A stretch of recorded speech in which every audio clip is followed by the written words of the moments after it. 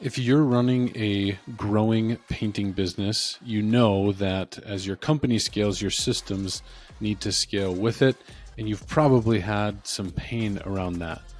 This episode is probably then for you. Today, I talked to Chris Kiefer. He is the founder of Boolean Automation, and we talk about systems and scale, how to think about that strategically. We also dive into his background, which is very interesting, spending time at a 10 million plus painting company in the marketing department. Chris is a smart guy. What he's doing with Boolean is really cool, and I think you will get a lot out of it. Have fun. Hey, welcome to another episode of Aleph Ventures TV. Excited for today's episode to have a conversation with Mr. Chris Kiefer. Chris is the owner of Boolean Automation and the host of the Pursuit of Purpose podcast, which you can find on YouTube and all the places that you consume podcasts. Chris, welcome to the show. Thank you so much for having me, Hoken. I always love podcasting and chatting about nerdy things, so I'm excited. Yeah, man. I was introduced to you guys and what you have going on, and you through a fine fellow on your team, Nate Tenapple, and he was just explaining to me, I think at a conference, like what you guys do, and I thought it's very, very clever and really, really serves a need for somewhat of a niche of the industry in some ways, but we'll maybe get into that. Dude, your background is interesting though, so I would love to start there. I'll just throw it out this way: like, how did you get into the painting industry? And then as you share that, I'm gonna have some questions. But how did you get here? Yeah, so I'm gonna first define what here is because it blows my mind. But we automate painting companies that are between $4 and $15 million in revenue. And so when I tell people that, like, that's just what people are like, what do you do? Like, that's what I say. And so our mission is like, I want to create the most automated painting company that could possibly exist with all the technology that's rapidly being developed. So if it's possible to run a $15 million company with one back office person or no people, just a bunch of painters in the field, like that's what I want to try and create, is just minimal overhead with leveraging and structuring the systems to the best ability that's possible. And the cool thing is that the marker for what is possible continues to just move. And as AI is becoming a bigger thing, and you've got virtual reception or AI receptionists, and eventually everything is, in my mind, is like, eventually, yeah, computers are going to do everything. And that's exciting to me. And that's what we do right now. But how did I get here? So growing up, I'll try and do this in like 3 minutes, because I have a tendency I can expand on any one of these parts, so you could ask questions about any of it. But growing up, I was like Legos and Connects. So everyone said, Chris is going to be an engineer. Time to go to college. Chris, what do you want to do? And I said, I'm going to be an engineer. Like, of course, without really knowing what an engineer does. I'd never gone and like shadowed an engineer. I just knew that everybody told me I was an engineer because I played with Legos and Connects. So I go get my engineering degree, got it successfully, go into the real world for 6 months in my first engineering job. And I was like, this sounds terrible. Like, I'm looking at the guy in the corner office who's been here for 30 years. He looks unhappy. Nobody talks because they're all introverted nerds. And I was a nerd, but I was like, I enjoyed talking about stuff and life and sports and stuff. And like, everyone would just eat at their own desk. And I know not all engineering firms are like this, but I'm actually really grateful that I ended up at this engineering firm, because I literally was like, I need to run in the opposite direction because this is not what I was created for. So I left that, started a marketing company, which truthfully at the time, it was like, Chris thought drones were really cool. And I bought a drone, and I was like, maybe I could sell aerial photos. And that was the beginning of my marketing company.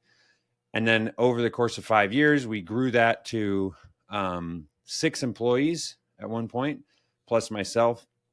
And we were just your general, I would call it the millennial marketing company that had a bunch of millennials. This would have been, 2010s, that we understand social media. And so we can make websites, we can do your ads, we could do Google, whatever. And it's basically because we just figured stuff out. And the older business owners didn't know how to use computers or the internet. So they would hire us to go figure that stuff out. And so that was like, I learned like in that 5-year period, I did so much. I'm running a business, managing people, doing sales, figuring out technology, software, all this stuff. But my wife and I wanted to start having kids. So we ended up, I looked for a different job, started applying places. I ended up at Webfoot as their first internal marketing hire. So basically it was a super cool opportunity because I was able to take all of this 5 years of agency marketing experience that I had, applying our strategy to, 20 businesses at a time with 6 people. And Gavin and Travis at Webfoot were like, we're going to bring you on and have you do all of the stuff that you did in this marketing company for lots of people, but just for us. So I got to hire a team, and I basically ran like an agency under the bigger company. And we got to scale that in revenue and new locations. And I was there for about 3 years.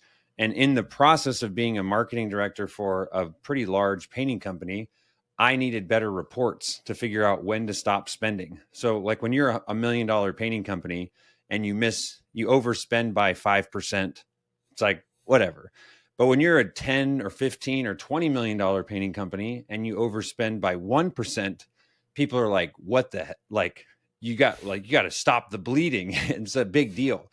So I started connecting things in the office to just like complete the loop so I could see reports and like, how many more leads do we need to hit revenue by the end of the quarter?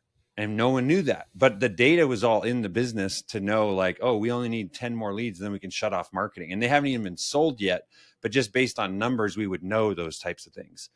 So long story short, I'm start like using Zapier basically to connect all these reports and automate data going from this app to the other app. And I was just sharing what we do with other painting companies that I was friends with. And after, 5 or 6 painting company marketing directors were like, hey, Chris, could you just do what you did for Webfoot for us? I was like, ooh, maybe I could just do the automating part full time, because marketing is terrible. I hated marketing. I was good at it, but it was so stressful. And I was just like, I love the tech and the new technology and integrating into automation. And so that's basically how Boolean Automation was born. It was the aha moment of this automation and technology and integration piece that I did really well as a subset of my true job, which was marketing. I was now like being asked by lots of people, hey, can you help me? Can you help me? Can you help me? And I was like, all right. And so I thought I would last maybe 6 months before I had to go to like HVAC or plumbing or whatever, because how many painting companies actually need automation? And that was 2.5 years ago. And the well just keeps going deeper. And there's more technology, more software to consider, better ways to automate things. And so, yeah, we have stayed in this hyper niche market. And then we've also kind of refined those revenue targets of our ideal clients. If they're smaller than 4 million, it's not that we wouldn't work with someone. It's just the same amount of effort to automate a $7 million company as a $1 million company. And there tends to be enough $4 to $15 million companies out there that need our services and can pay. Whereas the smaller guys, they want the cool, shiny object. It just doesn't really pencil from an ROI perspective, typically. Dude, I I love that.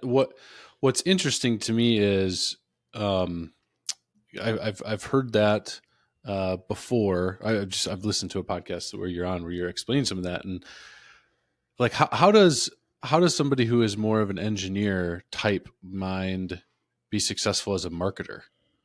Isn't that kind of counterintuitive? Yeah, I guess I've never been directly opposed with that, but I would say I don't think so, because engineers, like marketing is, especially marketing in today's world, digital marketing, I should say, is very data heavy. like branding and like the creative agencies from the 70s, 80s, and 90s, that was more just like idea and and that's still, those principles are still relevant. But for most small businesses, it's like all of the digital marketing that you're doing, in my opinion, you don't have to be a creative genius. You just need to iterate quickly and look at the results and then iterate again.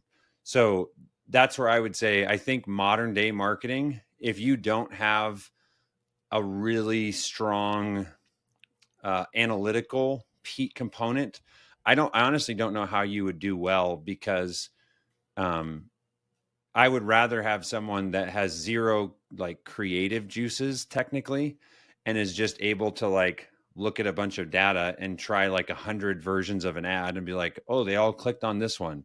Who knows why, but they did. So let's do 10 more versions of this type of ad. You know what I mean?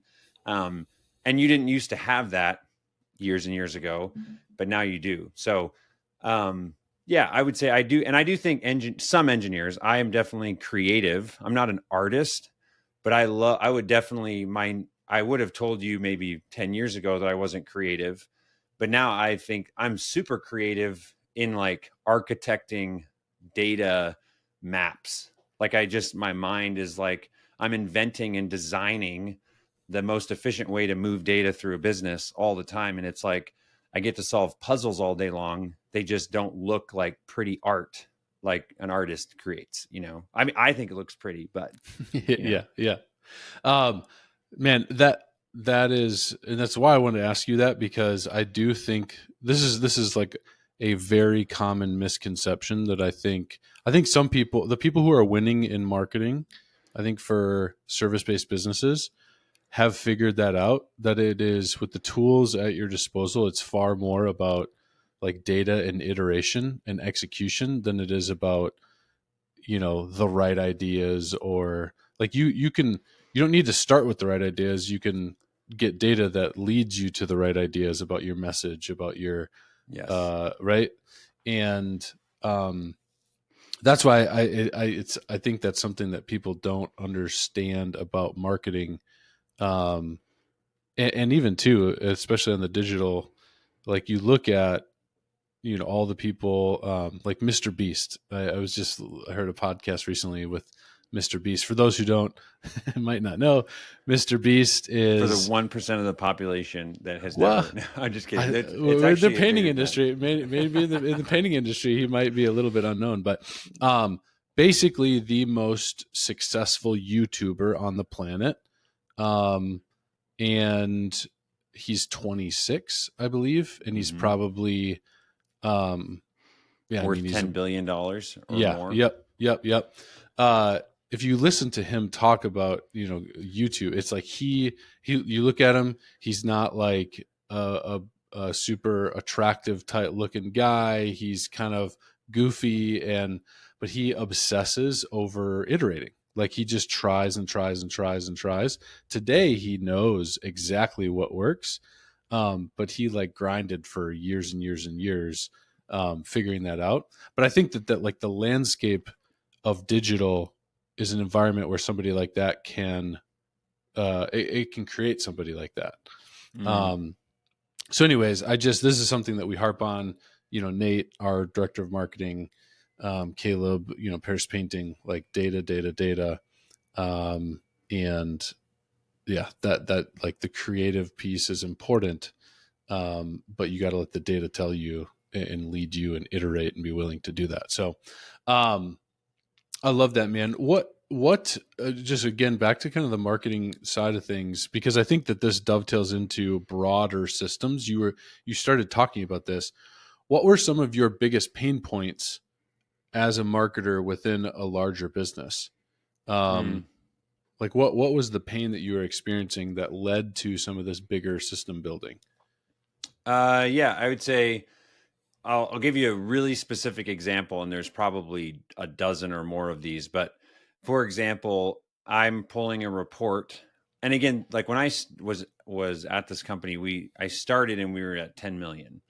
It was a really big company that we had, 3 receptionists, and phones ringing and stuff. And I am running Google ads or managing, Google ads vendor. We had Facebook ads. We're doing TV. We're doing radio spots. And I'm like, I don't know what's working. And I don't know how much things cost. I just know that our total cost per lead, if I took all the money I spent divided by leads, I have a number. But I'm like, now what do I do? Do I do more Facebook? Do I do less? And you're looking through our deals in our CRM. And first of all, we had like 65 lead sources. So it's like, they're just like, I felt like a new lead source was getting added every week. And then I start like looking at like trying to run a report, and there was so many buckets for leads that I was just like, it says that we got 3 leads last month in Home Advisor, and another one we got whatever. And I started like, first of all, when you're looking at the data, it's like, if I were to just take what is on this paper and just use that as if it's like the truth, I very quickly realized when I started asking questions. So I'd go ask the receptionist, like, hey, why did you do this thing? Or why did you put this deal in this lead source? And they're like, oh, because the person said XYZ. I'm like, okay. So then I go to the other receptionist and say, hey, if I told you XYZ, whatever this other person said, where would you put me? And they were like, oh, I'd put you in this lead source, which was different than what the other one had said. So we had so many sources and there's people using it. So it's not like, I always say one of the problems that I think most painting companies run into, especially if you're really technical like I am or a nerd, it's like you think that you can just create a perfect data model and then it's going to work great, but you forget that humans are essential in inputting the data. And even if you're humans, like you train your CSRs really, really well, I started listening to phone calls and clients would be like, oh, I got your, a mailer from us or something. So they would put down direct mail, and then I'd go look, and we never sent a mail thing to this person's house. Not even like, we didn't even do a campaign in that market.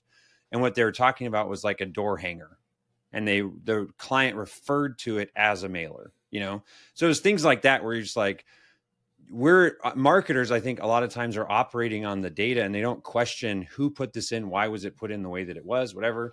So like step number 1 was like, I simplified all of our sources into 8 buckets. Just like there's 8 things. And I came up with this idea of, I called it like the 6% rule. And so the 6% rule is basically, if you are spending or exerting time, so if you're spending more than 6% of your budget or exerting more than 6% of your time on a particular marketing activity, that's what justifies having its own source.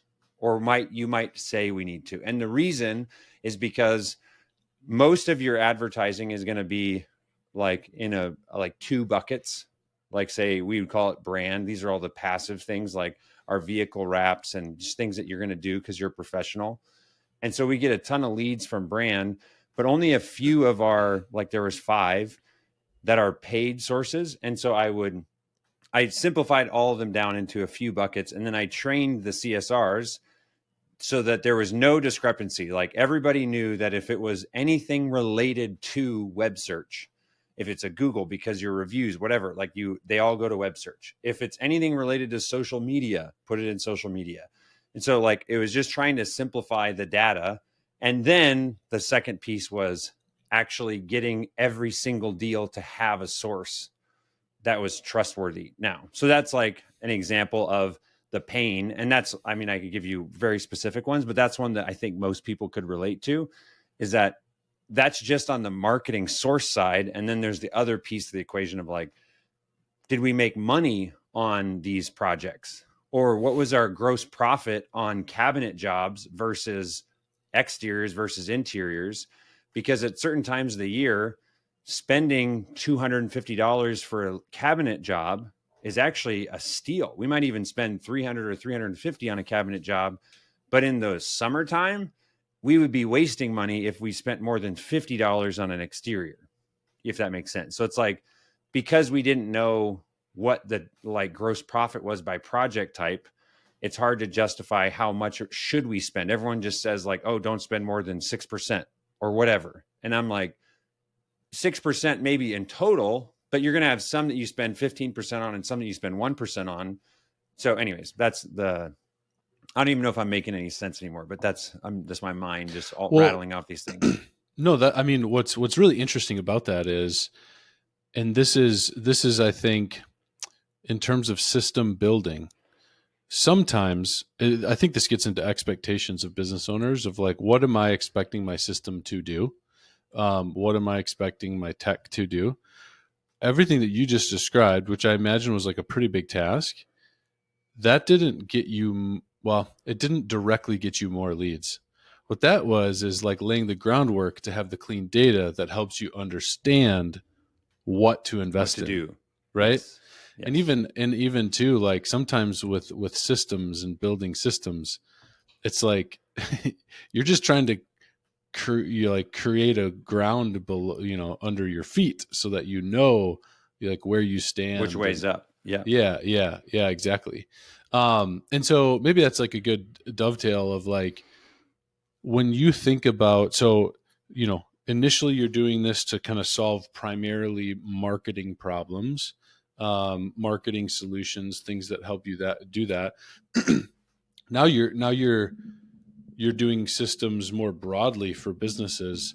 What are like some foundational principles of like systems technology in a business? And the reason I ask this is, there's so many options.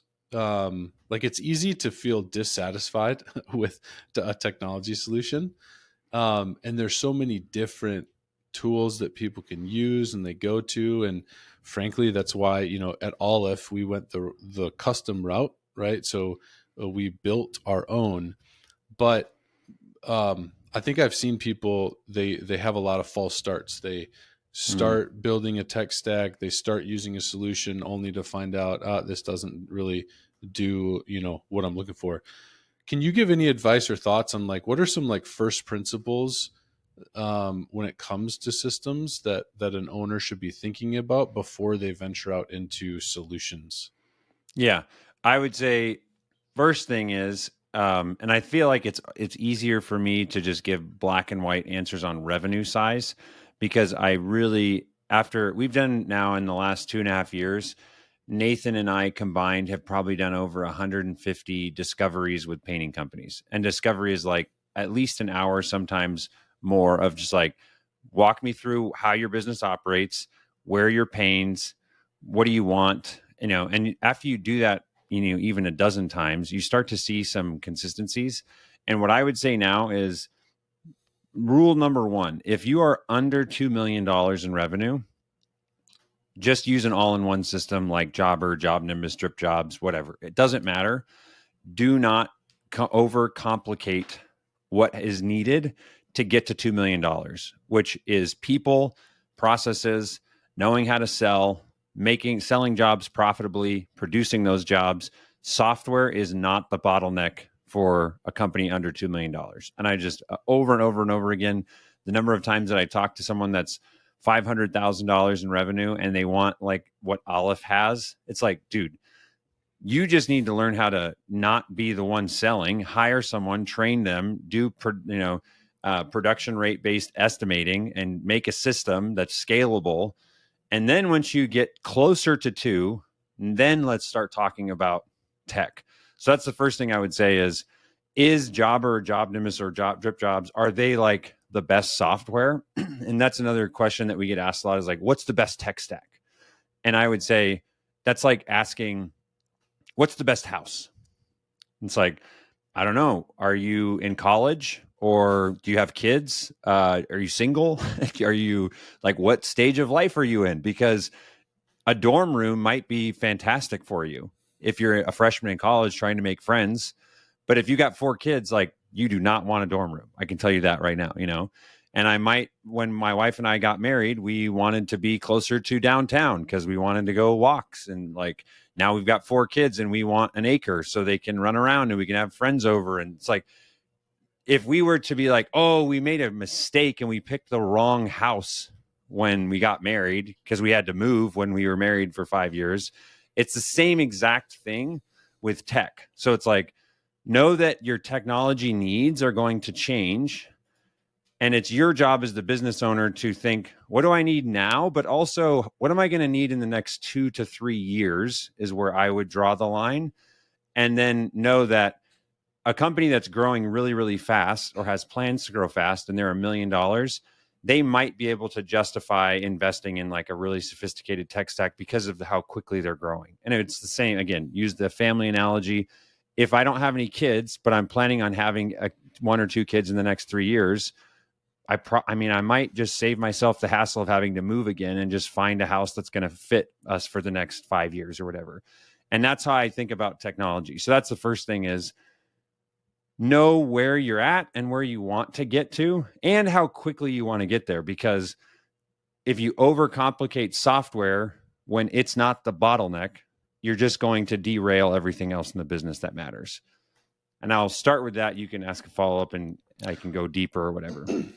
Well, I think that's really helpful. A follow-up question would be, how can you distinguish if the bottleneck is software or isn't? So I think there's some degree of it's kind of black and white, right? Of like you gotta have a a marketing function that actually can get you enough leads to sustain a couple salespeople. You got to have a sales process that is consistent and dependable. You got to have a production process and team that can predictably and profitably produce jobs.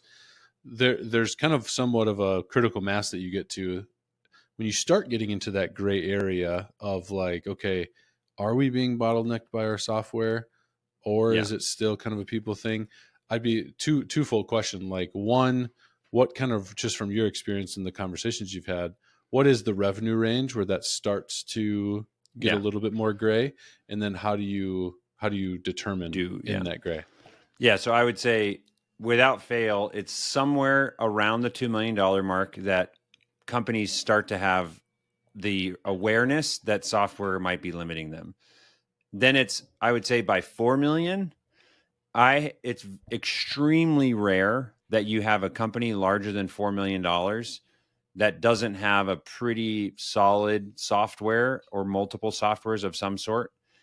It's just like at the $4 million plus mark is where now the numbers are big enough that the percentage, because business is just a bunch of percentages. So you have like, your marketing budget is 7% or 8% or whatever it is. It's like of whatever revenue, that number gets bigger. And it's the same thing for like, your receptionist is going to have to spend, let's say 20% of the time of a project doing data entry. When you're doing a small number of projects, take however much time that is by 20%. But if you're doing hundreds of projects a month, that time that is needed for data entry starts to scale. And so I would say, as weird as it sounds, if you're like, I wonder if we have a technology problem, you probably don't. But if you like, you would know because again, without fail, the clients that we talk to, they can tell me we've got 12 different Google Sheets. We have to export data from 4 different systems and consolidate it in order to get a report.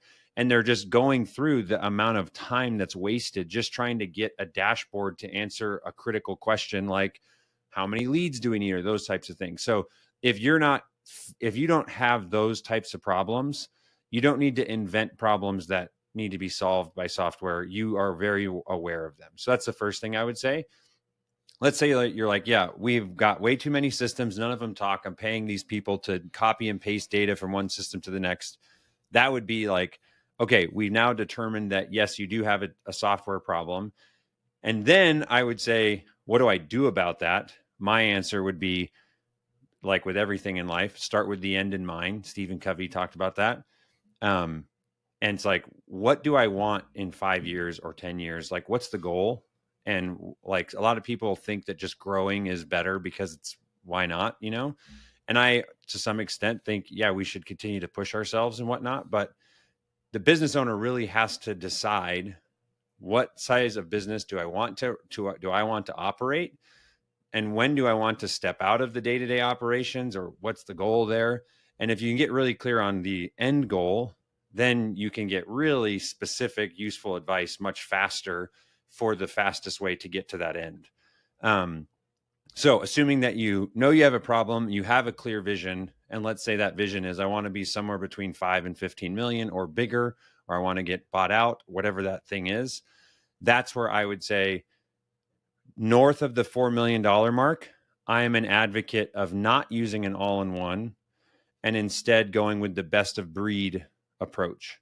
And what that means is a business needs, there's, let's say, 5 major functions that have to happen in a business. And there's like customer relationship management or your CRM. There's an estimating component. There's a marketing component. There's a production or scheduling component. There's an accounting component. And you could go deeper and deeper, but like phone or texting or all these different things. And I would say it's at the $4 million mark that you want to shift away from the all-in-ones that do all of those functions 80% good and find the best CRM that's going to continue to get better and scale and integrate well. And then find the best estimating tool that's going to get better and continue to improve and scale with you. And then find the best, accounting and the best project management and all those things. And when you do that, in my experience, the reason that people think that too many softwares is bad, like I've talked to many people that are like, we just need to simplify. We've got 8 different softwares. I got guys logging into 6 different apps on their phone. It's just an absolute nightmare. That is a problem. It is a problem that you have that happening, but it's not because you just like more softwares does not equal bad, if that makes sense. Softwares that don't talk to each other is bad. So that's where my only other piece of advice would be in today's world, we've heard, it's desktop first, internet first, cloud-based, mobile first. Our software is integration first. So like when I'm looking at any software for any client that does anything, I do not care about their feature list at all because there's so many cool softwares that do so many cool things. My first question is, let me see the integrations. What can I send data? What can I update? What can I write? What can I create? What can I delete remotely or through an API or a Zapier or Make or something? And then also what data can be sent out of the system to other apps. So if you have really good integrations, then in my opinion, you've earned my attention to then go look at the features. And then after that, now we can discuss, does this fit? But I would say the number of clients that I've talked to that signed up for softwares that had really cool features and they love it and they don't want to get rid of it. And you're like, all right, let's look at the integrations. It's like, oh, it doesn't integrate with anything. Or it allows you to like create leads and you can't update them or you can't create deals or whatever. It's like how like you are baking into your system a manual process for someone in your business to take data out or put it in because that software developer was quite honestly an idiot in today's world and didn't plan to have it talk to other systems. So that's like rule number 1, do not use a software that doesn't integrate well. And if you're a software developer listening to this, stop working on features until you have a world-class API to allow people to send and receive data to and from your app. Man, that's super, super helpful. I think the piece that you talk about of like beginning with the end in mind, that's also something I've noticed. And just, in my role, I talk to a lot of business owners about where is their business, what is their goals, what are they solving for? And then obviously when Aleph comes alongside somebody, software is part of what we do, or part of what we bring to the table. But it's just like thinking of, okay, what do I want this software to solve? And back to something you said earlier, sometimes forgetting like, yeah, you can have systems, but like human beings engage with those systems and processes. Software is similar, right? Like an individual contributor is going to engage in your software system stack, whatever it is. Very different than a manager is going to engage with it, which would be, and I would just say even different of, let's say you're a passive shareholder. It's like to the feature thing. It's like if you're if you're more of an absentee owner or you want to get passive, one of the big fears there is that as you disengage from the business, does the business, continue at this, level, quality, et cetera, that you kept it at? Even in an ideal scenario, you would have a management team that would actually grow the business beyond where were able to grow it. But you're going to want to like look at it and be able to get access to data that tells you whether or not that is happening. You care very little about like, is there an easy follow-up feature for an open estimate or something like that? It's just like, so I think that's something too of like who is using it, thinking for like the different layers of people who are going to interact with the software. And is it serving individual contributors? Is it serving managers? Is it serving shareholders? That's something, and part of that just from our own experience, right? At Aleph, there's different layers of people who are engaging in the software solutions. I want to pivot the conversation a little bit. This is something that but I do think it's like, what do I want software to do? What is software fundamentally? I heard a pastor talk about technology in a very helpful way of like technology is wealth. So, kind of a crude example, but he's just like, if I have a smartphone, this is like the equivalent of like 10,000 servants. Like I have like technology is the fact that I can have this and I can do different things with it. It's like having like a whole bunch of servants that can do stuff for me. But that's a different way of thinking. Like, how do we use technology? How do we think about getting stuff done? I heard you mention in a podcast that there's a book that has been impactful to you. It's called Who Not How, by Benjamin Hardy and Dan Sullivan. Yeah. I think that so similarly impacted by that book. And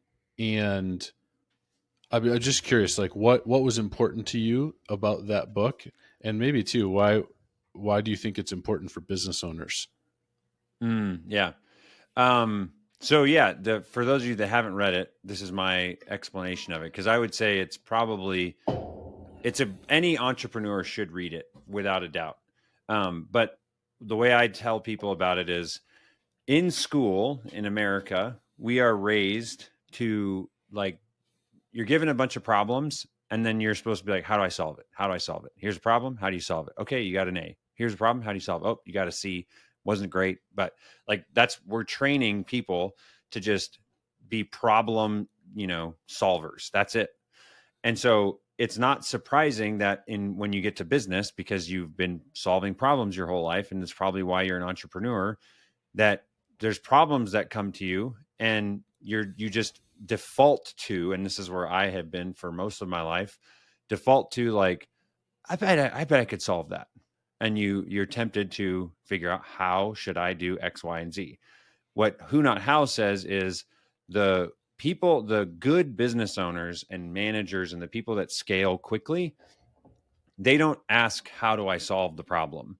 They just identify the problem and then they ask, who do I know that could solve this problem better than anyone and just eliminate this problem from ever existing in my business or in your personal life. It's true for personal as well.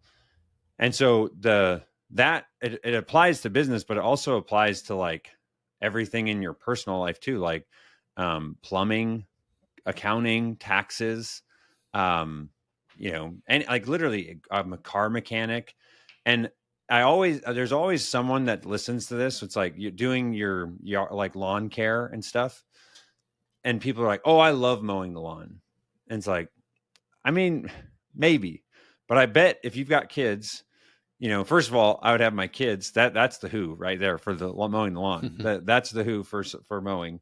But if you are doing things in life that are outside of your unique ability, Dan Sullivan would suggest that you need to find someone whose unique ability is that thing or is someone that solves that problem, and hire them, pay them, contract them to solve that problem for you, and then you go on to solve or identify the next problem and then hand off that to the next two.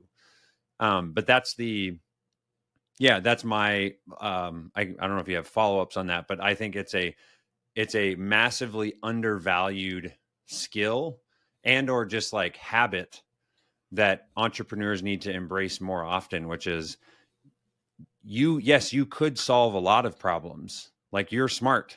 And I think a lot of times entrepreneurs want to solve the problem because it's our ego. Like, we like solving problems. We get enjoyment out of doing it. And maybe you do get joy out of mowing the lawn or fixing the clogged drain or whatever. But the really successful people that we say we want to be are prioritizing their time with going on a date with their spouse or taking their kids to do an activity or whatever. And the reality is, like, as you grow in size or wealth or success, the only thing that doesn't grow is the time. So you have to offload as much of that stuff as you can to the experts that solve it really well. Totally. Yeah, man. I do think, I think it really, the book is so helpful because I think it gives you frameworks for the diagnostics. So, just how to be in a situation and evaluate, like, okay, is there a problem? I need to not, to your point, I think some of the natural inclination, certainly for entrepreneurs, business owners, is, especially small business owners that tend to be scrappy and, bootstrapped, and they're not playing with house money. It's like, this is my money. And, like that you tend to be more of a problem attacker, but like just pausing and thinking. And frankly, it's, again, thinking about software solutions and systems solutions, I think it's a very similar muscle. Um, it's more of it's more kind of first principles. It's not like a tech question first. It's more of like, okay, who is the best person apart from me to do these things, and what do they need in a solution? Not how would I do it, and therefore what do I need? And if you build a system that way, if you build a business that way, it just makes the getting other who's in there a heck of a lot harder. Absolutely. Yeah. Let's touch lastly on AI. So this is something we saw each other at the PCA Expo here recently and had some fun talking about it. There's a lot that can be talked about. But I think just somebody in kind of the tech space, you mentioned AI at the beginning of the conversation. What would you say is like noise when it comes to this topic? And what is like real? That if you're even if you are a painting business owner, you really should be paying attention to, thinking about, learning. I don't know what would you offer to just think through that? I would say it's kind of a weird way to describe noise. Maybe you could tell me, but I would say the idea, like the fear around how AI is just going to like take all of our jobs or whatever, we're all going to be unemployed. That to me is just like such a silly thing. I don't even know what that means. Cause like, I'll use the example of my grandpa's 98 and I was talking to him. I interviewed him on his life this last year. And so I'd go over to his house once a week and just ask him questions and whatnot.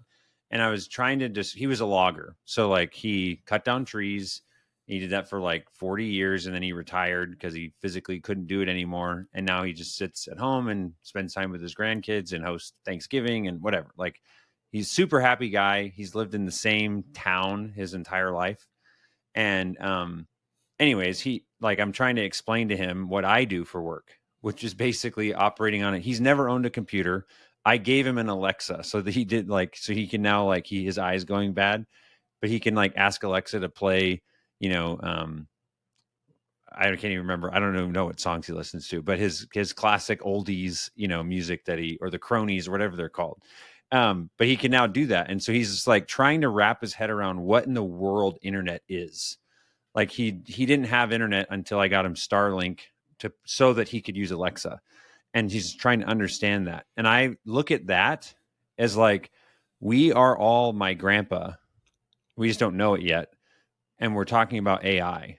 Like that's exactly what's happening. And so we're using analogies and things to describe what this is, or, how it's leveraged, or what the value of it is. And all I would say is that, and everyone, the one thing that is true is that AI is going to, just like the internet changed everything, right? And we can all look back and see how different our world is because of the internet. AI is going to do the same thing, but even greater, as scary as that may sound, and faster than the internet did. So the way I look at it is like, I don't have a crystal ball. I don't know what's going to happen. I just know that AI is going to become more and more instrumental in many different industries and many different things. And that's exciting to me because like we are able to spend time today solving, thinking, doing, like creating things that my grandpa's generation never had time for. Like he didn't think like, am I happy with my career? Because he was like, I just got paid and I can feed my family tonight. And that's awesome. And that's it. That's literally as far as they thought. And now it's like, we have all these, like you're saying, servants that are able to do in my opinion, like the mundane, the repetitive, honestly, like stuff that is not humanizing. And I would say a lot of that's why I get excited about technology is I love automating data entry or data from one system to another, because I believe that the person that you're paying to do that in the business, they don't actually love that. And it's actually a waste of their skills. There's a guy, I can't remember who told me this, but he said, Chris, do you know that every person you hire comes with a brain? Like you can actually use their brain if you want to. And some business owners only use like the physical body of just like the instincts or whatever, the unconscious part of like copy and paste these fields to this system 50 times a day. You're not using that employee's brain, and you could deploy that brain power towards something else. And so I think that AI is going to start doing a lot of the jobs that we do today, but it's going to create new ways of being creative and solving things and working on problems that we don't even know or comprehend yet, because we've never had that, calculator, so to speak, that we will have when it comes to language and just all the large models that AI is creating and whatnot. So I don't know. I'm infinitely fascinated by it. And I think the best, like this is my approach. I don't know if this is the right thing, but I just think I don't need to be in like the most knowledgeable AI person ever. I just need to give my best effort to like stay caught up. So at least if I'm close to the edge, whatever the edge is, like I'm trying to swim in that direction, there's like 95% of the population that's just ignoring it. And so I would say don't be part of that percentage and just make an effort. So like if you've never used AI, maybe download ChatGPT or Gemini or something and like start engaging with it. Or if you are using it, like see if you can make something that you previously couldn't, like use it to become a better parent or whatever, like whatever you want to do. I just think there's so many things that it just requires dabbling and tinkering. And that's the one thing I would say is don't ignore it. It's not evil. It's just a calculator for language and pattern recognition. And so use it to ask questions and challenge your thinking. But yeah, I use it all the time. And I actually get upset now when our employees are like drafting out a follow-up email after a meeting. It's like, no. You have AI draft it, you proofread it, and then send it. Like, what are you doing? I'm not paying you to show me how how you can come up with all these fancy words on your own. Like, I want you to be the person that decides what is true and what's not, or what's worth saying and what's not worth saying, but have AI do more of the legwork.